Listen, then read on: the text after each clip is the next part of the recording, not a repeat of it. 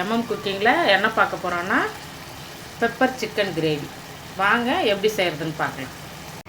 மசாலா வறுத்துக்கலாம். பட்டை, லவங்கம், ஏலக்காய், அது கூடவே ஒரு 1.5 ஸ்பூன் அளவு மல்லி,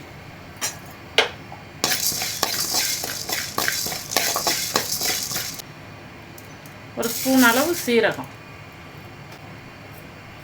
ஒரு 1/2 ஸ்பூன் சோம்பு, ஒரு ஸ்பூன் மிளகு கொஞ்சம் கூடவே கூட சேர்த்துக்குங்க. இதெல்லாம் சேர்ந்து நல்லா பொரிஞ்சு வரும். அது கூடவே ஒரு 5-6 காஞ்ச மிளகாய் சேர்த்துக்குங்க.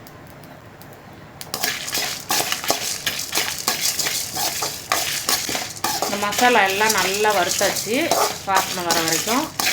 இதை நம்ம ஆற வச்சு ஒரு பிளேட்டில் ஆற வச்சு நம்ம பொடி பண்ணி எடுத்துக்கலாம்.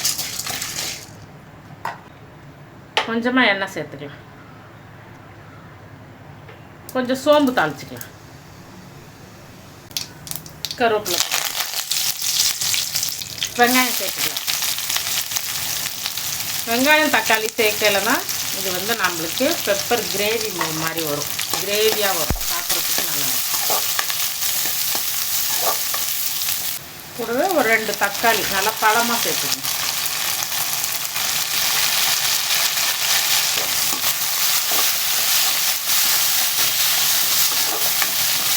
இப்போ நம்ம சிக்கனை சேர்த்துக்கலாம்.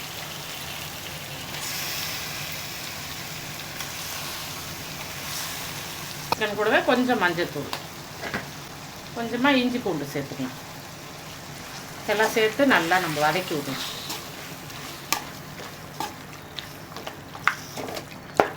ஒரு சின்ன ஸ்பூனில் 1 ஸ்பூன் மிளகாத்தூள் சேர்த்துக்கணும். மிளகாய், மல்லி எல்லாம் சேர்த்து அரைச்சிருக்கிறதுனால நம்ம கொஞ்சமாக சேர்த்துக்கலாம். உப்பு சேர்த்துக்கலாம்.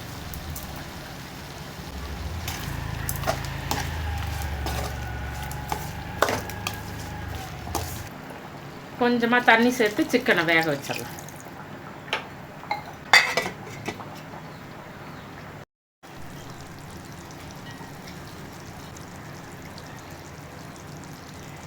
நம்ம அரைச்சி வச்ச மசாலாவை இந்த சிக்கன் கூட சேர்த்துக்கலாம்.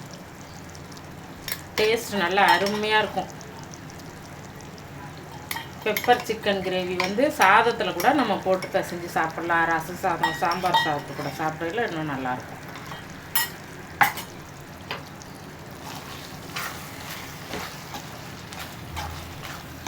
கூட நம்ம கொஞ்சம் கொத்தமல்லி, புதினா சேர்த்துக்கலாம். கொஞ்சமாக புதினா.